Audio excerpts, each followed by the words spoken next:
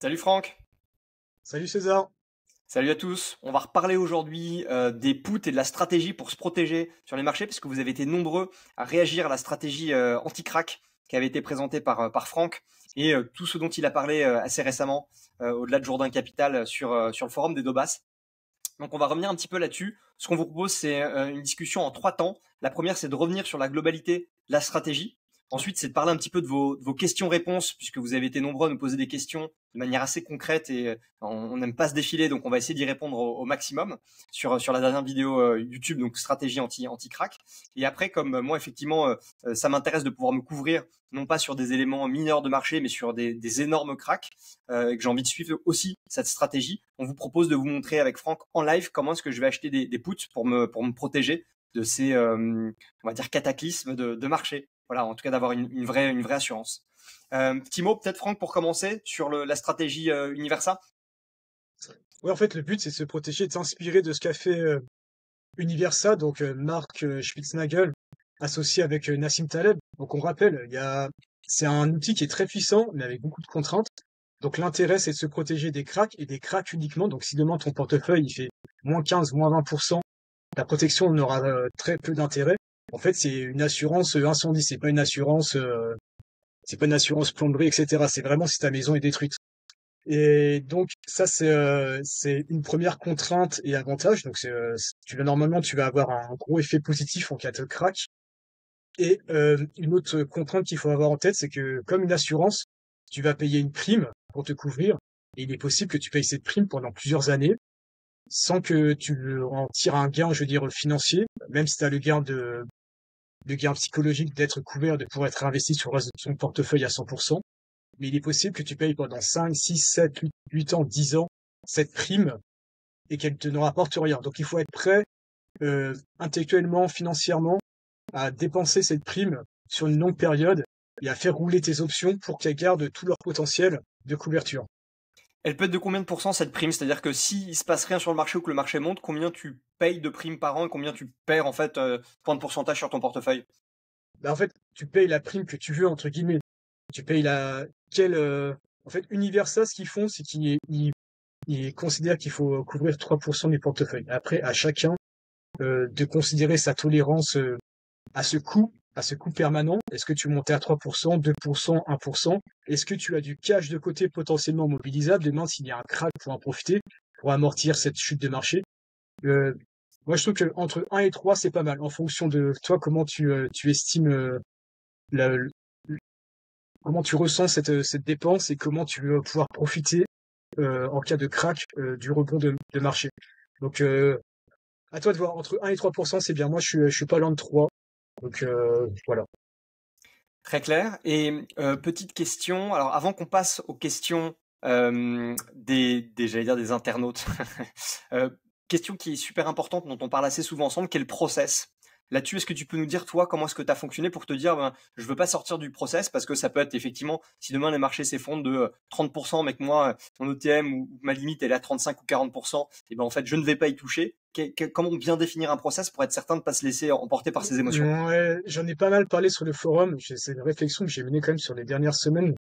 C'est En fait tout va reposer sur le process, l'avoir bien cadré en amont et ensuite de le respecter à 100%.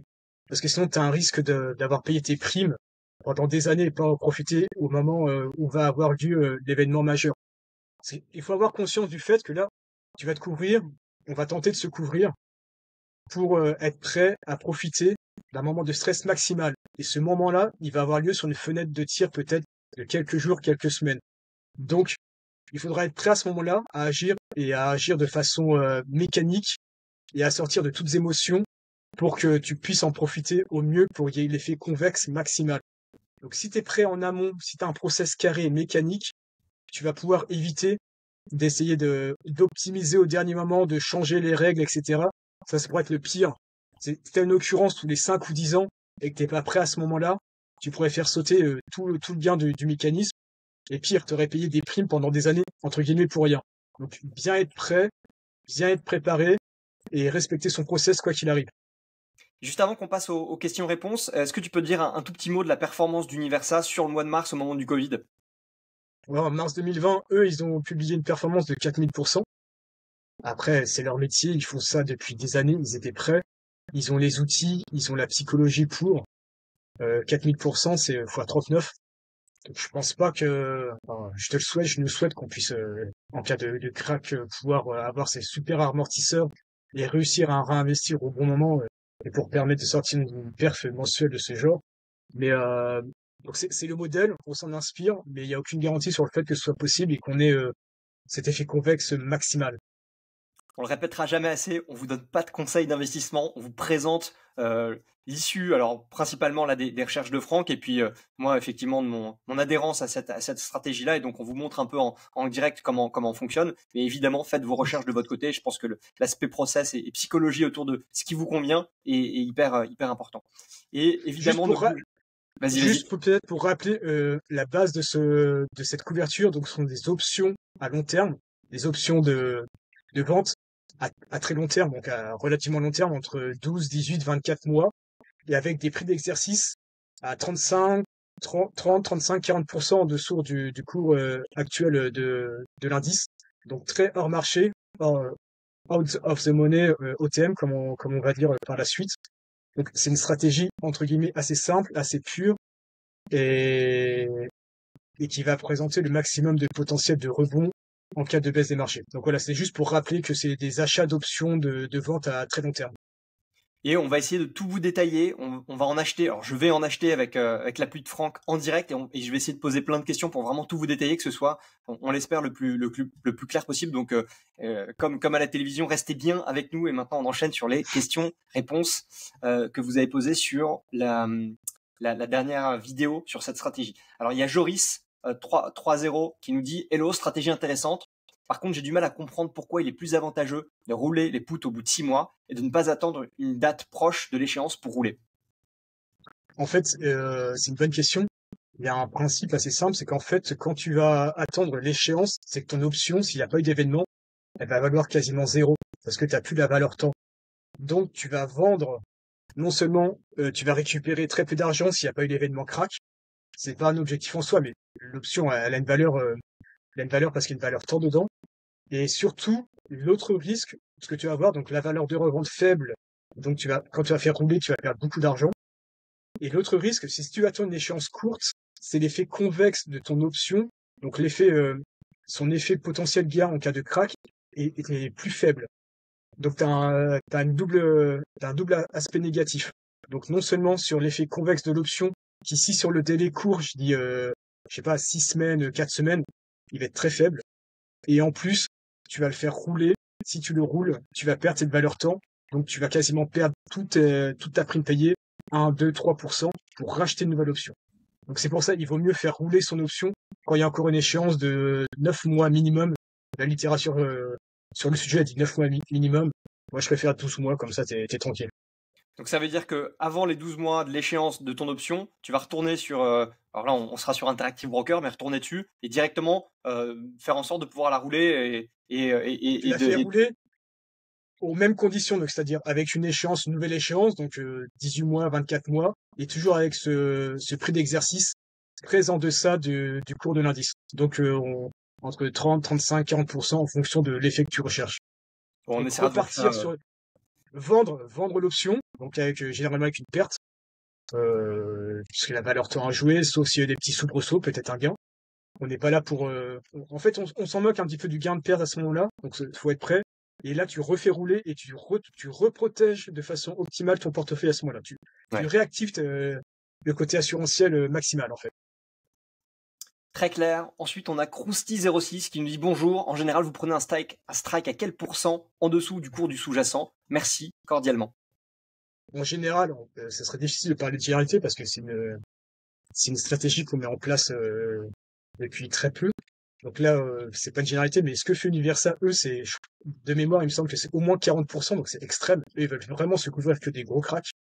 Et nous, je pense qu'on va partir sur 30-35%, ça semble pas mal, et on va avoir aussi, on aura une réflexion, je t'en ai déjà parlé, c'est surtout sur les indices japonais, partir sur un strike rond pour augmenter l'effet liquidité, donc les prix d'exercice de type 20 000, 25 000, 30 000, qui vont être, à mon avis, plus optimaux.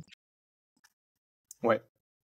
Ensuite, on a Jupiter Gang qui nous dit il y a un truc pas clair, si ça crache sévère et que le prix de sa put option explose à la hausse, qui en face aura les moyens au pire moment de lui acheter son option put, ou bien exerce-t-il son option pour acheter à bas prix le sous-jacent? Si c'est ça, alors ça implique de sortir du cash en réserve que l'on n'a pas le jour J, où on aurait le plus besoin vu que le reste du portefeuille a morflé. Et on avait répondu, et il nous avait lui-même répondu que si on décidait de clôturer une option put, la chambre de compensation ne rachète pas directement votre option, et la chambre de compensation agit comme un intermédiaire, etc., etc. Qu'est-ce que tu réponds à ça?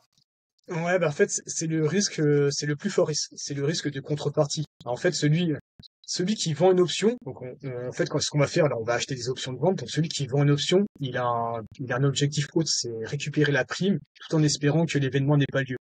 Donc en fait, lui, c'est un droit des contrats. Donc lui, il s'engage en fait à respecter le contrat quoi qu'il arrive, et en contrepartie, il a reçu la prime. Donc, sauf insolvabilité de sa part, il est censé exercer et respecter ce contrat. Après, il est peut-être possible que l'une soit plus solvable. C'est le risque extrême, surtout si l'option, lui, on est en gros crack et il y a plus de liquidité. Normalement, la chambre de compensation ou la place de marché est censée réduire les spreads et jouer ce rôle de compensation. On espère que ce genre d'événement n'aura pas lieu, mais il faut l'avoir en tête. C'est le seul risque potentiel possible, avec aussi un écart des spreads. Donc, c'est-à-dire que ça serait, comme il y a peu d'acheteurs, peu de vendeurs, les spreads seraient larges et donc l'effet convexe serait un peu réduit. Ça, ce sont les deux risques. Mais historiquement, Universal l'a fait et ça a fonctionné. Même sur la crise 2007-2008, qui était la fin du capitalisme, soi-disant, ça a fonctionné. Et même pendant la période Covid, ça a fonctionné. Donc, oui, c'est un risque, il existe, il est rare, mais on va considérer que on l'assume. Ouais. Très clair, et ben on va partir dans le. D'ailleurs, merci pour vos commentaires. N'hésitez pas sur les prochaines vidéos à nous laisser des commentaires si vous avez aussi envie de poser sur des questions auxquelles vous souhaiteriez des réponses. On le fait en général sous la vidéo, mais on peut le faire aussi en live comme on le fait là. Et ben Franck, je te propose qu'on regarde. Ouais, un autre point, c'est que l'intérêt des options à très long terme et très en dehors très OTM, donc très en dessous du cours de marché, c'est que théoriquement, tu vas payer ton option, la prime payée va être assez faible parce que c'est une probabilité très rare. Parce que et c'est vrai, c'est une réalité, c'est très rare. Donc le fait de payer très peu cher cette prime, enfin entre guillemets, en relation avec une prime qui serait plus près du strike, avec un strike plus près du cours actuel, ça te permet de payer une des primes plus faibles et donc d'avoir cet effet plus fort en cas de rebond. Donc tu vois, il y a quand même, je voulais insister sur cet intérêt-là, de payer pour un événement très rare avec une prime très faible, ça va augmenter l'effet convexe de l'option en cas d'événement type crack. Ouais, c'est-à-dire que tu t'es pas là pour te protéger d'une baisse de moins 10, 15 ou 20%. Tu es vraiment là pour te protéger d'un méga crack. Alors, effectivement, ce dont on parle, c'est plutôt des cracks au-dessus d'une perte de plus de 40, voire 50%. Et donc, c'est vraiment se prémunir de ça. Et donc, la convexité est forcément plus forte. Je pense même avec un crack à 25-30%, ton option, elle va faire un gros boost parce qu'en fait, tu auras l'effet volatilité et l'effet stress de marché qui va quand même booster normalement le cours de l'option. Donc sans arriver à moins 50%, je pense, ça peut déjà commencer à courir à 25-30%. Mais après, moi j'ai fait une expérience live, hein, je l'ai fait pour mon portefeuille, donc on va suivre au fil du temps. Donc les abonnés et les membres des Dobas le verront. On verra si c'est un bon test aussi. C'est ce que j'ai lu pas mal dans la littérature et dans ceux qui pratiquent, c'est de vérifier que tes options bougent bien en fonction des mouvements de marché, qu'elles bougent dans le bon sens, j'entends. Si t'as une baisse de marché de 10-15%, est-ce que l'option va bien en sens inverse? Ouais. Sinon, c'est qu'il y a un problème. Il y a eu un problème quelque part. Est-ce qu'on est sur la bonne place de marché? Enfin, faudra réfléchir. Donc tout ça, c'est une expérience, c'est de l'empirisme pur. On va le faire en direct sur du long terme et on verra s'il y a des ajustements à faire. Exactement, et vous pouvez suivre la suite de ces aventures-là sur évidemment le forum des deux bases, puisque Franck partage ses recherches là-dessus. Alors, je vois que je me suis déconnecté d'Interactive Broker, donc je vais essayer de le refaire en live. Avant ça, je vais peut-être vous partager simplement le cours du Nikkei pour que vous ayez vraiment toutes les infos. Donc là, désolé.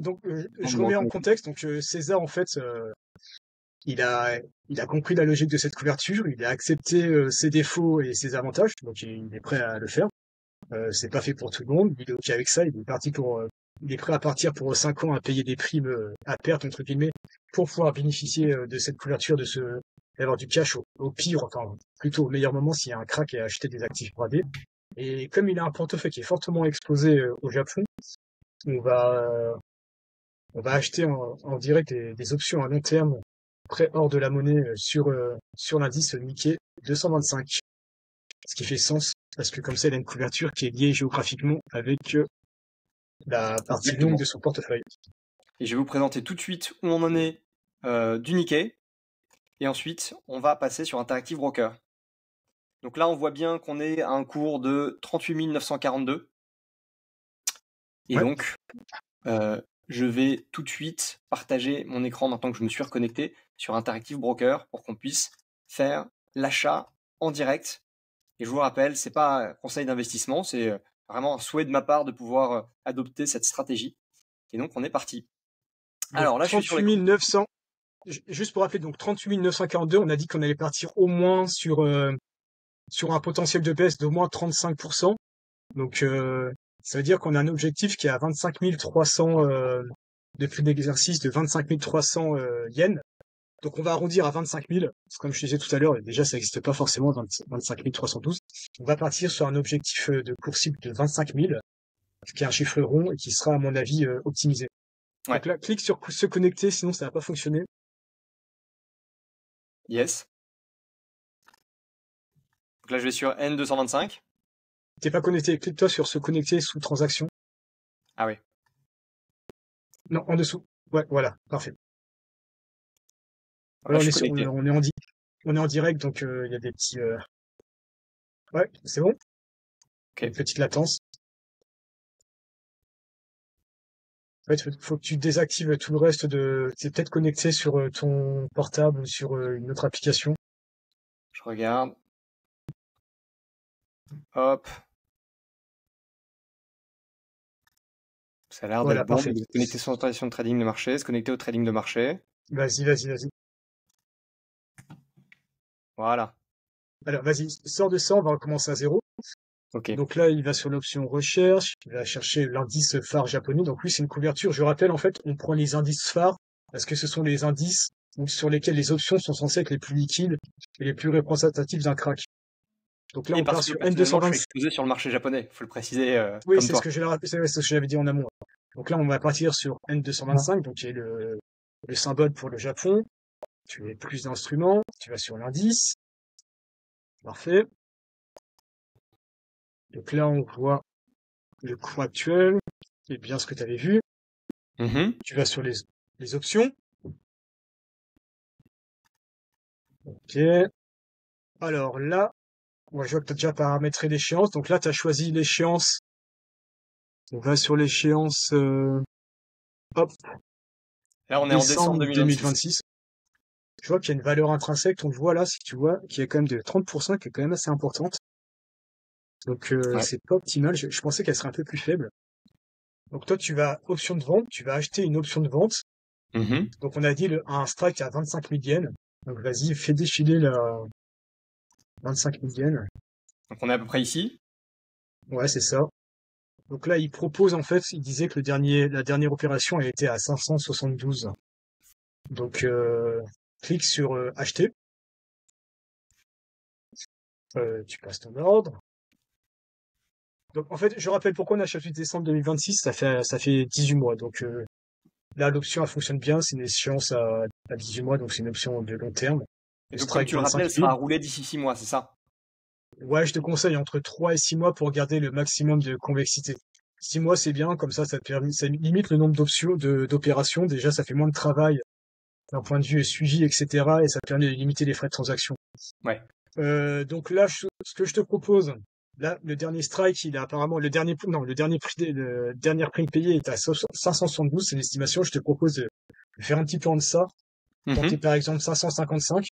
Donc là, on est parti pour acheter 1000 contrats. Donc 1000 contrats, À 1000 options 555.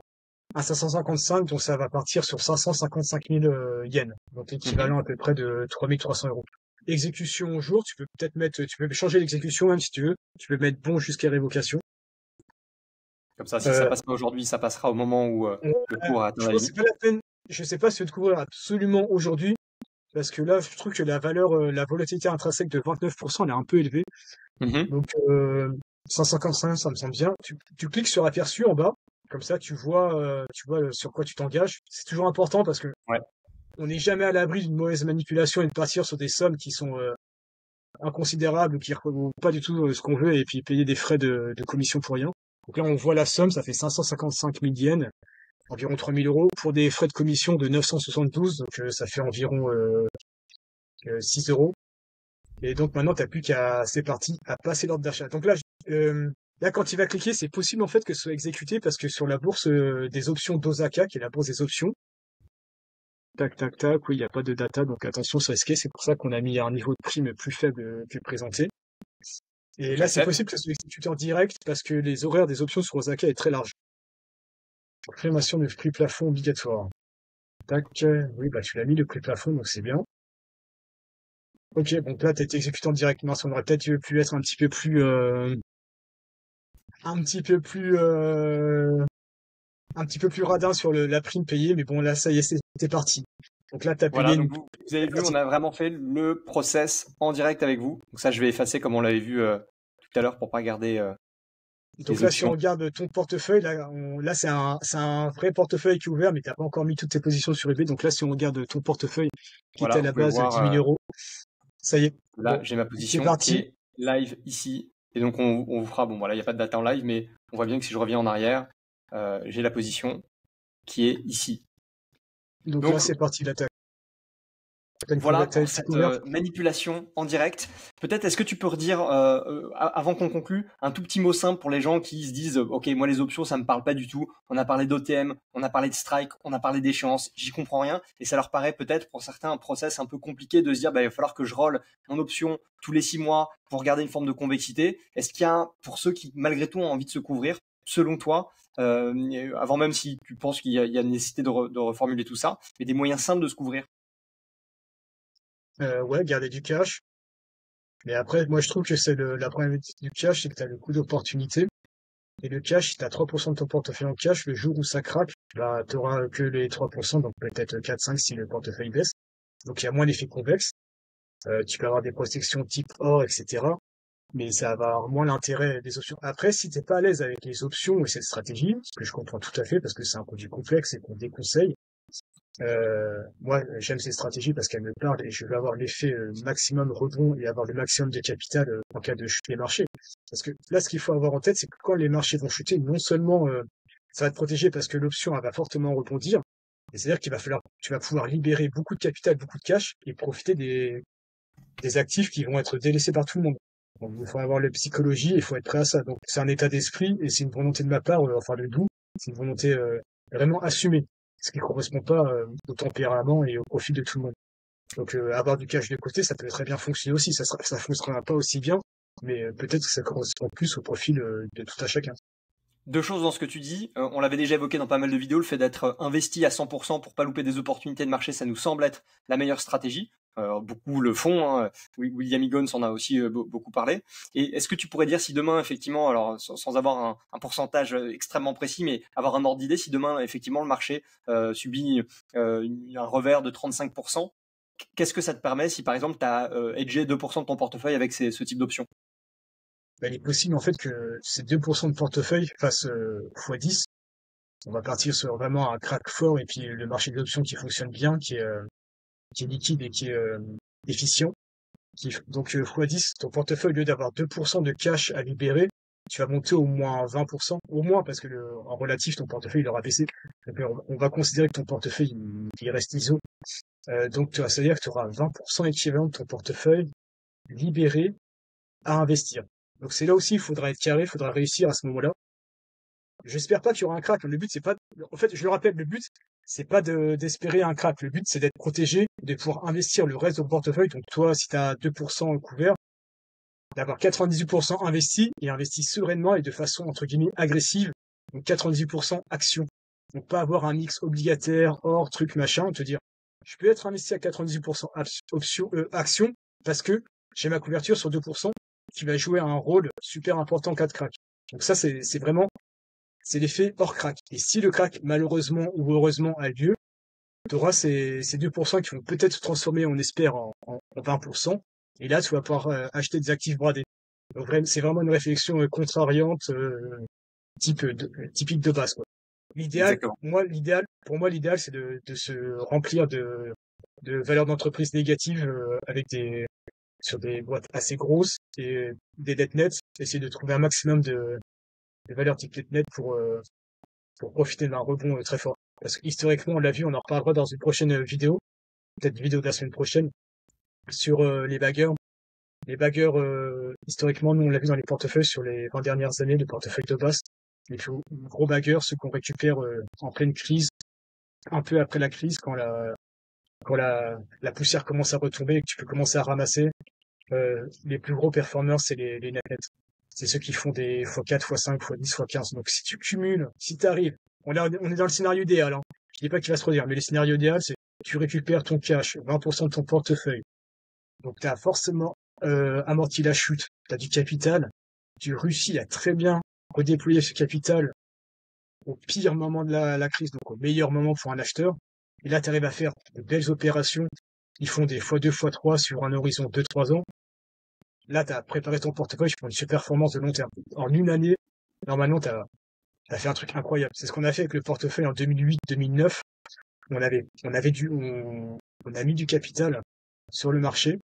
On l'avait pas libéré grâce à des options, mais c'est l'idée. Et là, on avait une année qui a fait x2, x3. Donc, tu fais une année comme ça tous les 10-15 ans. T'es parti pour surperformer sur le long terme. Ouais, c'était 2009 où le portefeuille de base ça fait plus de 300%, donc c'était assez dingue.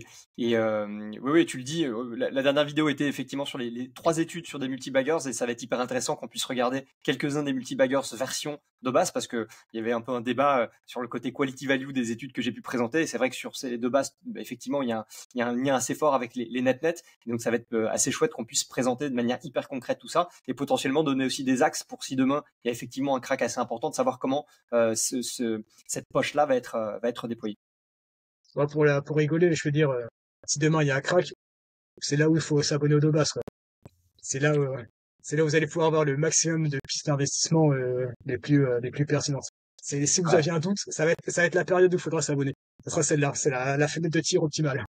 Ouais, mais j'ai même envie d'aller dire que c'est maintenant où il faut préparer les stratégies qui permettent de pouvoir, Bien si vous êtes sûr, pas, alors si vous n'êtes pas investi à 100% et que vous avez des obliges ou de l'or ou autre chose, bon, vous aurez une capacité à pouvoir redéployer. Mais si vous avez envie d'avoir une stratégie un peu contrariane, agressive, mais en même temps assez safe parce que vous protégez des soubresauts du marché, en tout cas c'est le pari qu'on fait. Et si vous voulez suivre un petit peu ce qui est fait là-dessus, le fait d'être, si vous n'êtes pas membre des deux bases, ça vous permettra d'en savoir un peu plus. Donc on vous mettra les liens en commentaire.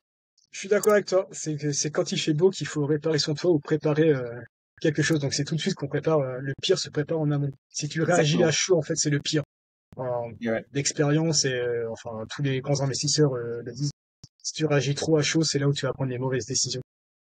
C'est ce qui permet d'établir son process, quitte à ce que, à un moment donné, on continue de l'améliorer, mais garder une cohérence dans son process, c'est évidemment le plus important. Donc, nous, on est dans cette phase-là de le peaufiner, et du coup, on vous présentera un peu les résultats au fil de l'eau. Super, Franck, merci beaucoup, et puis on vous dit à la semaine prochaine. Merci à toi, à bientôt, ciao.